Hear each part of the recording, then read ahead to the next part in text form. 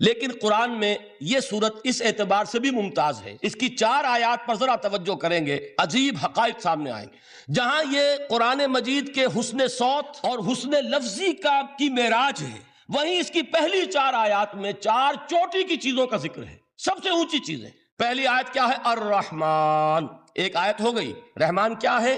اللہ کا نام ہے۔ کبھی آپ نے غور کیا اللہ کے ناموں میں سب سے پیارا نام کون سا ہوگا؟ رحمان۔ کیوں؟ اس کا مادہ کیا ہے؟ رحمت۔ ہمیں سب سے بڑھ کر جس چیز کی ضرورت ہے وہ کیا ہے؟ رحمت خداوندی۔ نام اچھی طرح سن لیجئے اس حضور کے قول کو۔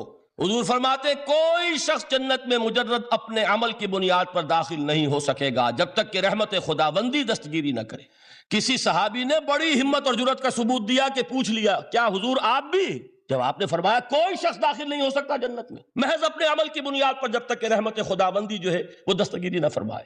پوچھا گیا کیا آپ بھی؟ آپ نے فرمایا ہاں میں بھی۔ آپ انداز کیجئے کہ اگر محمد الرسول اللہ بھی رحمت خداوندی کے ضرورت مند ہوں، ہماری تو سب سے بڑی ضرورت رحمت خداوندی۔ اب یہ رحمت جو ہے قرآن مجید میں اللہ تعالیٰ کی یہ شان 2 الفاظ کے ذریعے سے آتی ہے، رحیم اور رحمان۔ اور کوئی مادہ نہیں ہے جس سے 2 نام بنتے ہوں اللہ کے، لیکن یہ مادہ ہے واحد رحمت کا کہ جس سے رحمان بھی ہے رحیم بھی ہے۔ رحیم صفت مشبہ ہے، رحمت دائم ہو جائے گی، مستقل ہوگی تو رحیم کہیں گے، اور رحمان اس میں رحمت کی ہے وہ شان ہے کہ جیسے ٹھاٹھے مارتا ہوا سمندر ہو، ہیجان کی کیفیت، طوفانی کیفیت، رحمت خداوندی کا طوفانی جوش، وہ ہے رحمان۔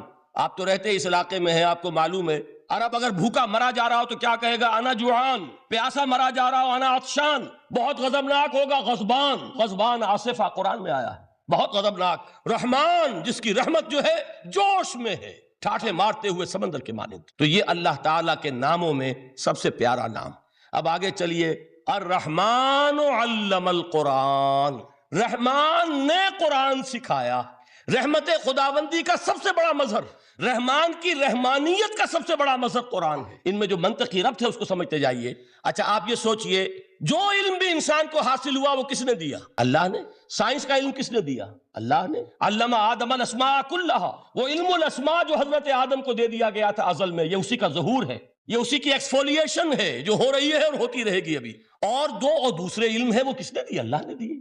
لا یحیطون بشیء من علمہ الا بما شاء، مخلوق میں سے کوئی اللہ کے علم میں سے کسی شے کا احاطہ نہیں کر سکتا مگر وہ جتنا اللہ دینا چاہے۔ لیکن یہ کہ تمام علوم میں چوٹی کا علم قرآن، نوٹ کرتے جائیے، اب چوٹی کی چیزیں جمع کیجئے۔ اللہ کے ناموں میں چوٹی کا نام رحمان، اللہ نے جو کچھ انسان کو سکھایا اس میں چوٹی کا علم قرآن۔